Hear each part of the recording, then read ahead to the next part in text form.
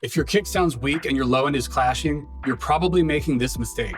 But don't worry, my friends, because I'm about to show you a pro level technique of pulling a sub out of your kick. Before we hop into the video, quick announcement for you guys. I recently dropped a super fire complete start to finish music production course. It's designed to give you every single tool you're ever gonna need to produce professional quality music in 30 days, either if you're totally brand new or if you've been producing for a while but you're just struggling to get your sound to the next level. It's over 17 hours of content distributed over 30 days of learning. We also have a super fire community where you can hop in and ask questions, free monthly sample packs, all kinds of cool stuff. Also, we've recently worked out a deal where if you sign up for the course, we can actually give you guys educational discounts on Ableton Live, FabFilter, Isotope, Sound Toys, Kilohertz, Arturia, and Output. So you could literally save thousands of dollars. And as of right now, the course is on sale, so it costs less than dinner. So definitely worth it, definitely worth checking out. Let's get into the video.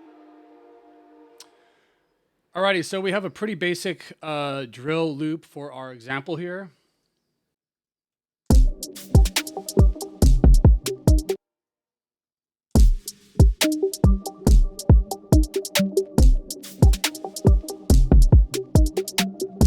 Now, there's a lot of different ways you can introduce sub into your track.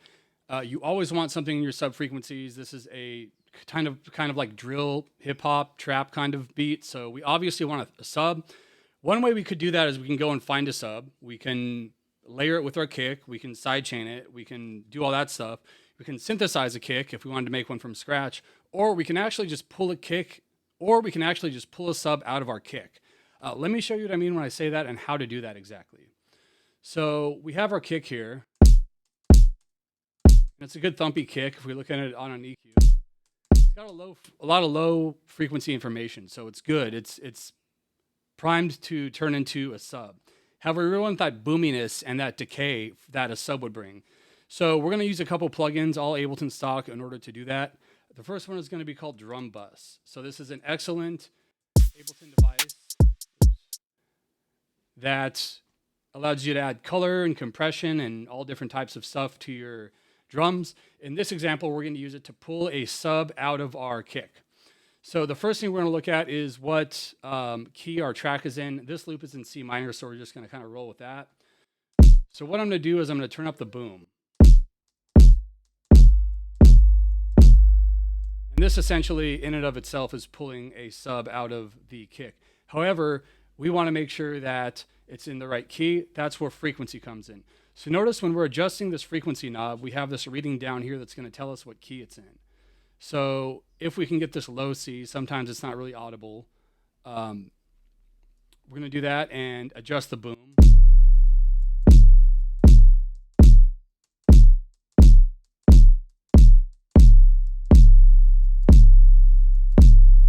Definitely low. If you don't have headphones or good speakers, you might not hear that. The low C is kind of a tough one, but I think it works in this example. It's loud, and we will get to that in a second.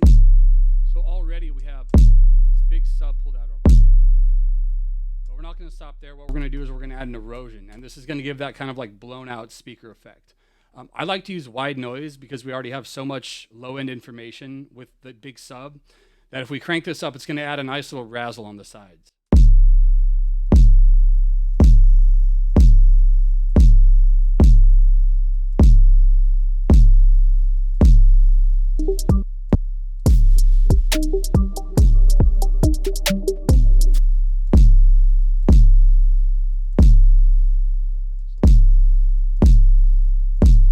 We can also accentuate the transient. If we want to kind of pull the kick out a little bit more, differentiate it.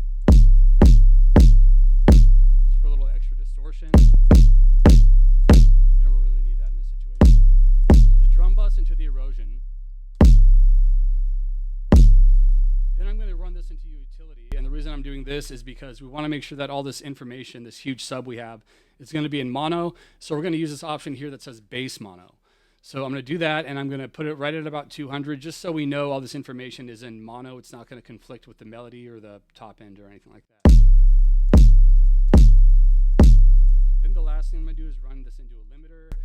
If you're on 11 or older, the limiter is crap. I wouldn't recommend using it, but the new limiter on 12 is actually pretty decent. I'm just going to soft clip it. And now we're going from this And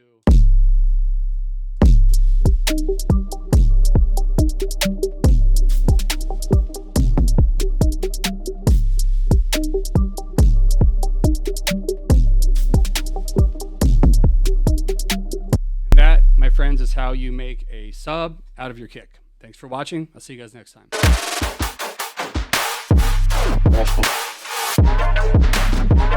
More.